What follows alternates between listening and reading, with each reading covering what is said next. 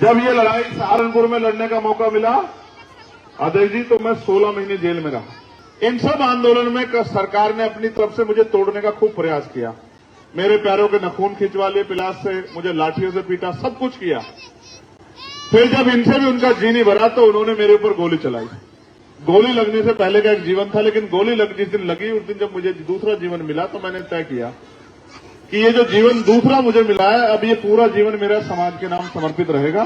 पहला जीवन भी समाज के नाम समर्पित था और दूसरे वाला तो बाबा साहब अम्बेडकर का असली सपना था कि ऐसा लोकतंत्र आए कि राजनीतिक लोकतंत्र सामाजिक लोकतंत्र बन जाए। महंगाई बढ़ रही है, सवाल करते हैं तो लाठियां मारते हैं, आंदोलन करते हैं तो आवाज उठाते, झूठे मुद्दों में जेल में भेज देते। कैसे लड़ोगे इनसे? इनसे लड़ने का एकमात्र रास्ता बाबा साहब अम्बेडकर बता के गए। मैं लगातार जब देश में रहता हूं तो सब जगह पे जाकर देखता हूं कि देश में अभी भी गैर बराबरी बड़े पैमाने पे है।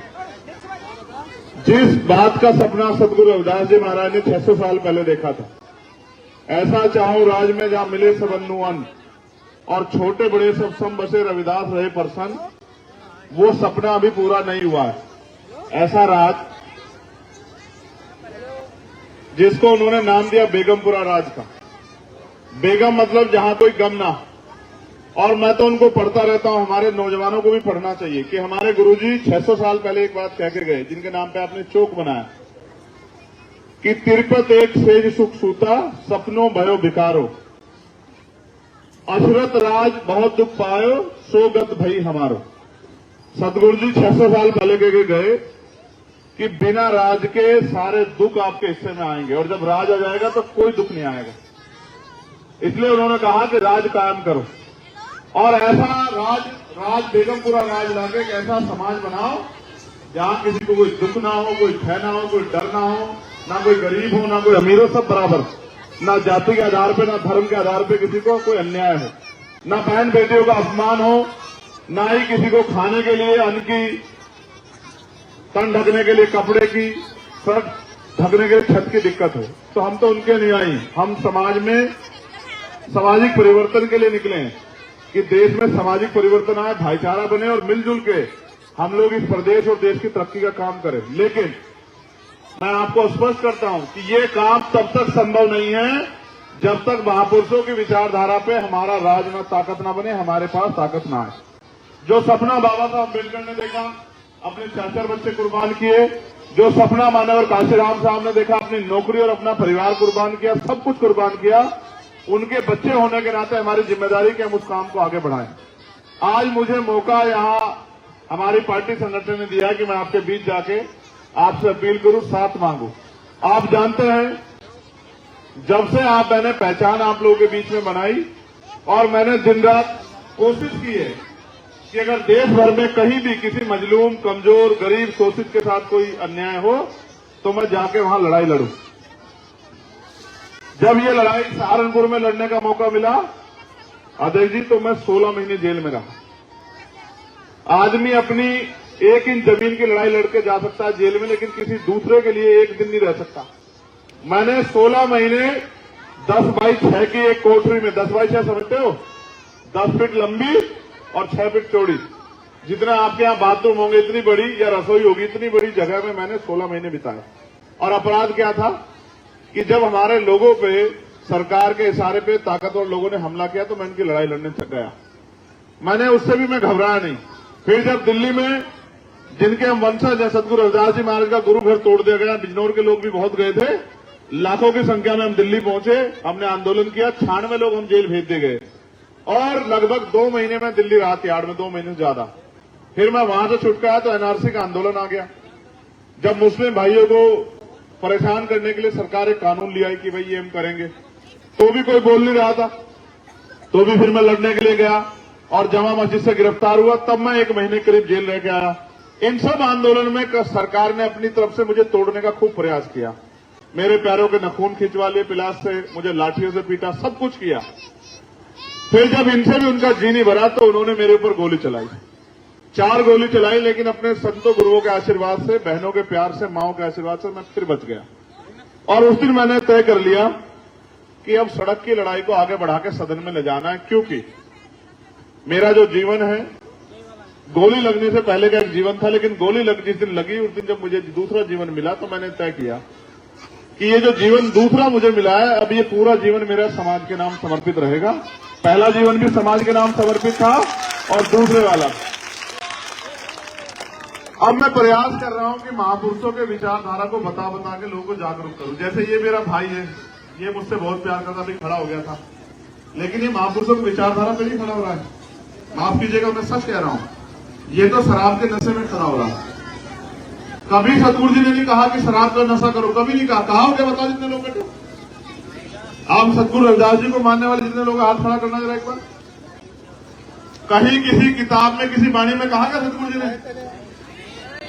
सतगुरु जी समनदास जी ने कहा, बाबा साहब अम्बेडकर ने कहा, मान्यवर काशीराम साहब ने कहा, तो फिर आप मानते किसकी हो भाई? जब आप उनकी नहीं मानते तो फिर आप किसकी मानते हो? समझ रहे हो? हमारी तरक्की के रास्ते इस देश में बेहतर से बेहतर शिक्षा लेके, अच्छी नौकरियां करके, बिजनेस रोजगार करके और ताकतवर बनके हमारी तरक्की के रास्ते खुलेंगे। और वो तरक्की के रास्ते बाबा साहब अम्बेडकर लोकतंत्र में वोट की ताकत से देखे गए। मैं आज तक आपके बीच में नहीं आया कभी वोट मांगने के लिए। आया हूं क्या? ईमानदार से बताओ। लेकिन मैं आपसे कहना चाहता हूं, आप बेहतर जानते हैं, आप पढ़े लिखे लोग हैं, समझदार हैं, अपना घर चलाते हैं। इस देश में अगर बाबा साहब अम्बेडकर ने कहा कि राजनीति में हिस्सेदारी न करने का सबसे बड़ा नुकसान ये है कि अयोग्य लोग आपके ऊपर शासन करते हैं। आपके पढ़े लिखे लोग सड़कों पर घूम रहे हैं और गैर जिम्मेदार लोग, चोर, लुटेरे, भ्रष्टाचारी, बिजनेसमैन, व्यापारी लोग राजनीति कर रहे हैं। जब वो राजनीति करने जाते हैं, एमपी एमएलए तो बन जाते हैं, लेकिन कितनी हिम्मत नहीं होती जिनका वोट लेते हैं उनके लिए एक शब्द कह दें।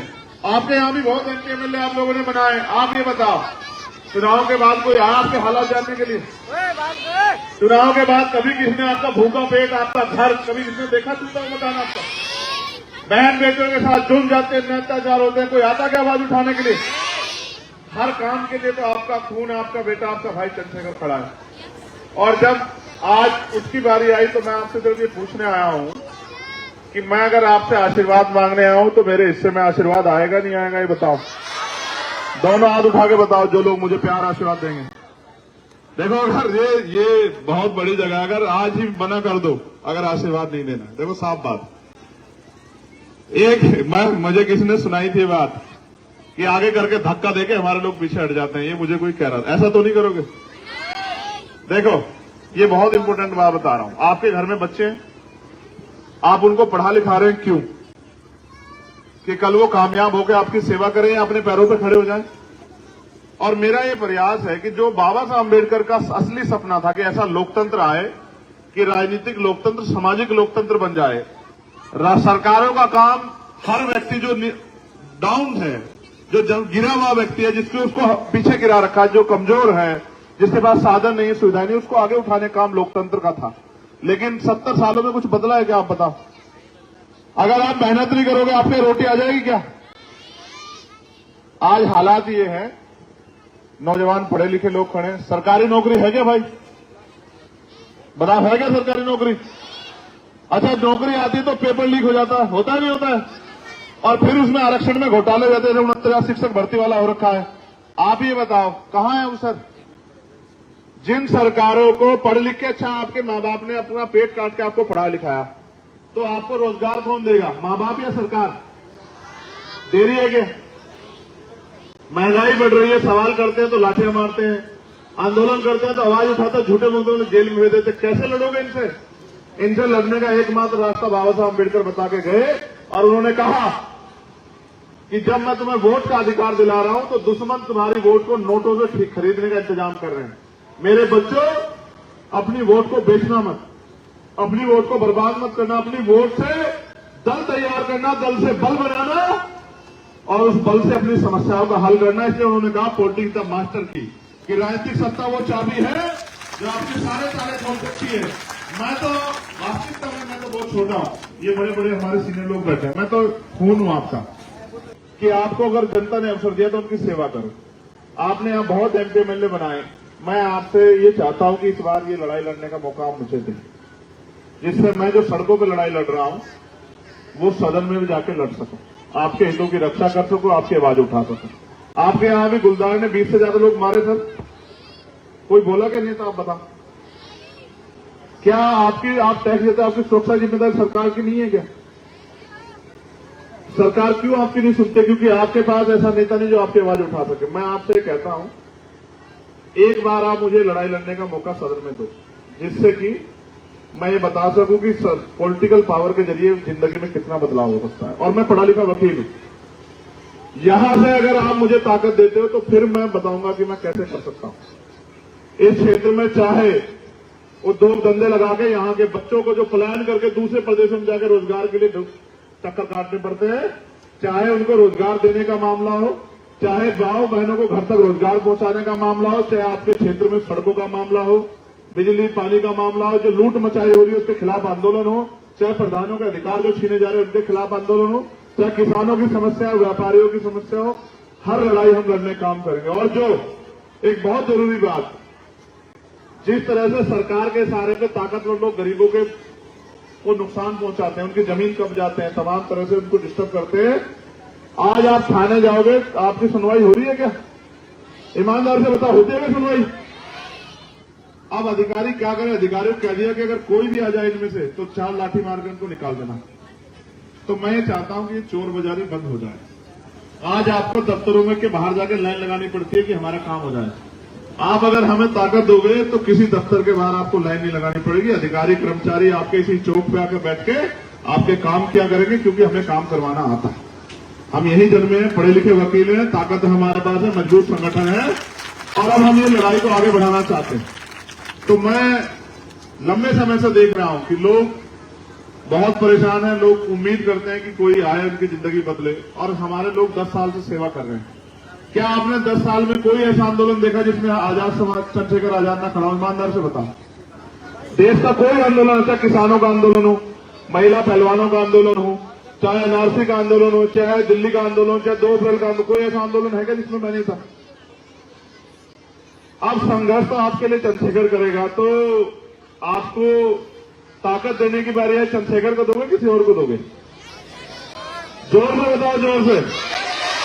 आवाज कम है आपकी, मेरी ज्यादा है। देखो, एक तरफ पैसे वाले लोग हैं, एक तरफ आपका गरीब भाई। ऐसे पैसे की भी जरूरत नहीं जो अपनों से दूरी बना दे। देखो, भारत के लोकतंत्र में शक्ति, और जिनके पास लोकतंत्र की ताकत है उनके साथ ना जुल्म जाती होती, ना अन्य अत्याचार होता, ना ही उनके अधिकारों का खिलवाड़ होता है। आपको, क्योंकि आपको चुनना है, आपको तय करना है, और आपको बाबा साहब ने वोट देकर ताकत दी है। आपकी वोट हो चाहे राष्ट्रपति की बराबर, उस वोट का प्रयोग मैं चाहता हूं कि इस बार आप मुझे आगे बढ़ाने के लिए करें। क्योंकि जब मेरे हाथ में कलम की ताकत, तभी तो कुछ करके दिखाऊंगा। सड़कों पे तो मैं लड़े रहा हूं ना, मुकदमे भी झेल रहा हूं, जेल भी जा रहा हूं, और गोली भी खा रहा हूं। आपने देखा अभी मेरे ऊपर गोली चली, देखिए आपने क्यों चलाने की जरूरत पड़ी गोली? क्योंकि ना मैं सीबीआई से डरता, ना इनकम टैक्स से, ना एनआईए से, ना ईडी से डरता, क्योंकि मैं प्राइमरी स्कूल के हेडमास्टर का बेटा हूं। मैं कोई धंधा सेठ का बेटा नहीं हूं ना। आज का तो नेता अगर पैसे वाला हो तो सरकार वैसे पकड़ लेती है गला। एक सीबीआई का छापा पड़े, नेताजी चरण वंदन हो जाते हैं। तो मैं इसलिए आपसे आग्रह करता हूं कि लोकतंत्र में जो शक्ति बाबा साहब अम्बेडकर ने दी, तो बाबा साहब अम्बेडकर मान्यवर काशीराम साहब के अधूरे सपने को पूरा करने के लिए आप उसमें मेरी मदद करें। क्या आप मेरी मदद कराओगे? बच्चों बैठ जाओ, एक से बैठ जाओ, तुम्हारे भविष्य के लिए लड़ रहे हैं।